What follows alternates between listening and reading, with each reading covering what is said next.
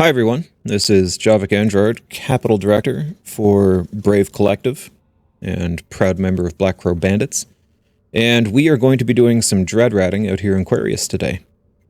The ship you're going to be using is the Revelation.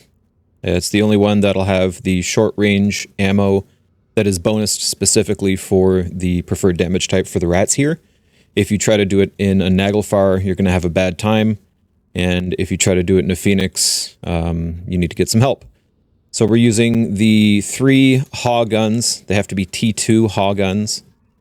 We've got a smart bomb that deals EM damage to haze off the frigates that tackle us there. T2 siege module. The rigs we're using an energy burst aerator for a little extra DPS, and 2 of the capital energy discharge elutriation rigs to give us a little more capacitor life. In the mid slots, we've got a sensor booster with a ScanRes script so we can lock them up longer, and 2 tracking computers, which I prefer to run with optimal range scripts for everything except the very end, and we'll get to that in a minute. And of course, you've got your cap booster. You're using non-faction charges for these, because if you're spending Navy cap boosters while you're ratting, you're just throwing ISK out the window. An EM energized membrane, that's the preferred damage type of the rats here, and then 2 multi-spectrums, standard damage control, and you'll see I've got Abyssal heat sinks and a Darkblood. I pulled these out of my Titan because I don't really use them that much. You can get away with T2 just as easy. And then an Enduring Armor Repairer, again, just trying to maximize that capacitor life because the DPS isn't really that terrible. And if we sim this fit, you'll see I'm getting about 4,200 DPS. You want to shoot for an absolute floor of around 3,600. Anything below that, and you're probably going to have to run 2 siege cycles per site, and you're cutting your ticks in half. Shoot for around 3,900 as a floor, just to give yourself a bit of wiggle room, because at the floor of 3,600 DPS, you're going to be struggling to finish those sites pretty much every time, and it'll be a bad time for you.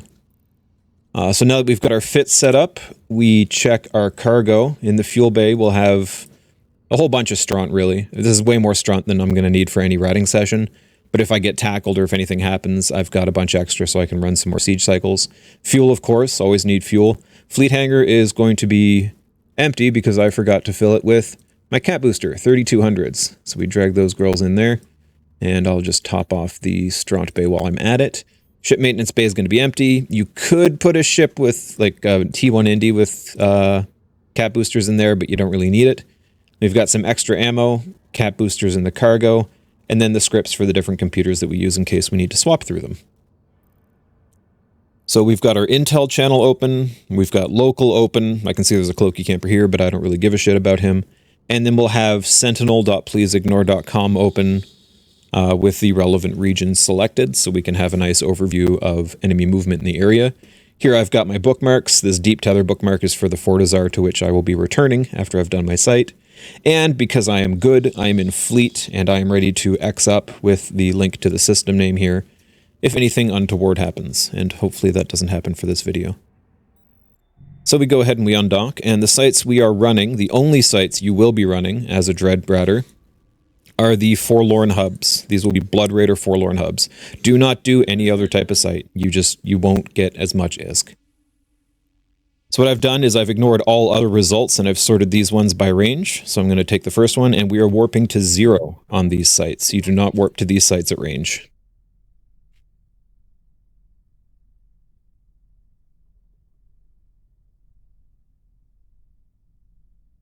And I tend to wait. Oh, I got boosts. Well, I didn't actually get them. Oh, there we go.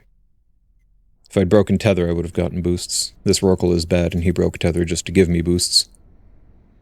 Thanks, buddy.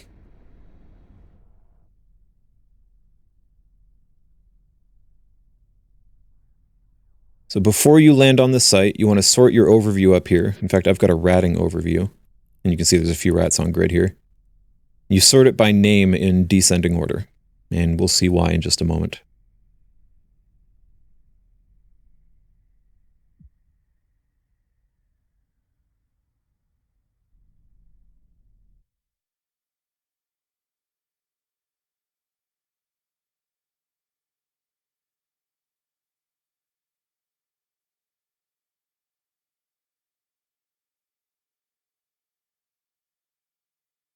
As we come into land, I'm going to be turning on my SIBO and my 2 tracking computers. You don't want to forget these. It's going to take you a lot longer to finish the site if you do.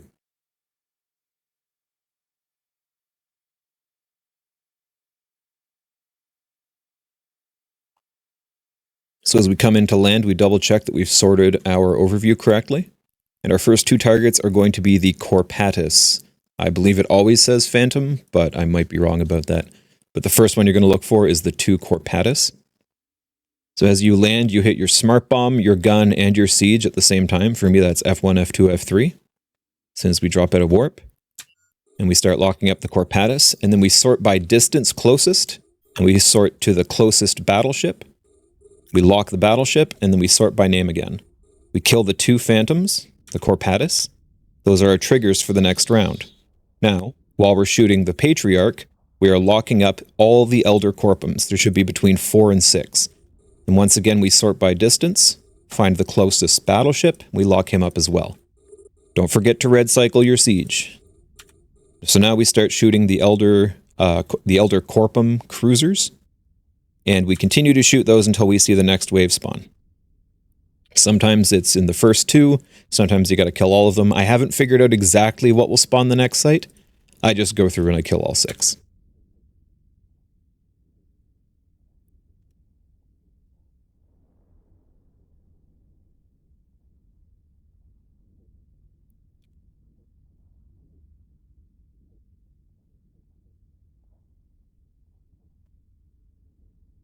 And there's the next wave, so I select the battleship, I shoot that, and then I start targeting the battleships in ascending order from range. And I unlock that Shadow Sage that I don't need. So you'll see these are in relatively 2 separate groups. There's one group to the right and one tight group to the left.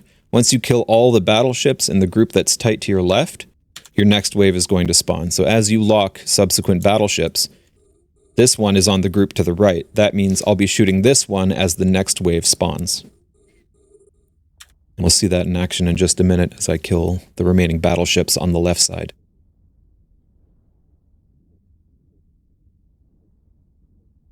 And always make sure you've got your smart bomb running.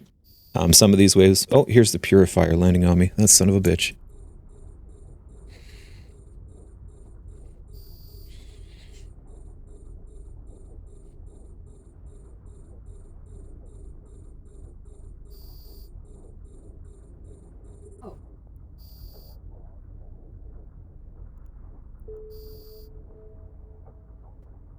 Alright, so they tried to drop me and they failed. We're gonna keep that in the video. That is really... Oh, ripperoni, buddy. So if you get a really bad Black Ops dropper that tries to get you, that's what'll happen. So, yeah, don't rat with Cloaky Campers in system unless you're extremely lucky. So we continue shooting the Patriarchs. And I'm just locking one up, shooting it. And if that doesn't spawn, then I'm going to lock up the next one, shoot it, rinse and repeat. I'm going to put a GF in local just to be cheeky.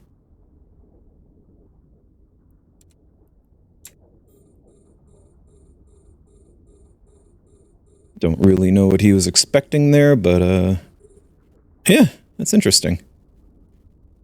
Alright, so the next wave is spawned, so we're going to shoot this last battleship and lock up the rest in ascending order. And this is pretty much the end of the site here. All we're doing is waiting for our siege timer to run down. And you can see I've got our site selected here. Once we've killed enough battleships, that site will despawn. And when that site is despawned, then it's safe for us to warp off. If we warp off before the site is despawned, it will remain in space until downtime. And you won't get any more site spawning. Here I'm going to cycle my armor repper as I've taken a bit of armor damage here. And I'm going to red cycle it. Your armor repper is only going to hit at the end of its cycle, so keep that in mind as you're trying to get reps.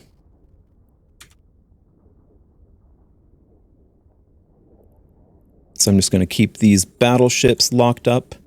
And you're definitely... Oh, forgot to turn on my optimal range scripts. I was going to switch to tracking to kill the bomber, but it turns out I didn't need to.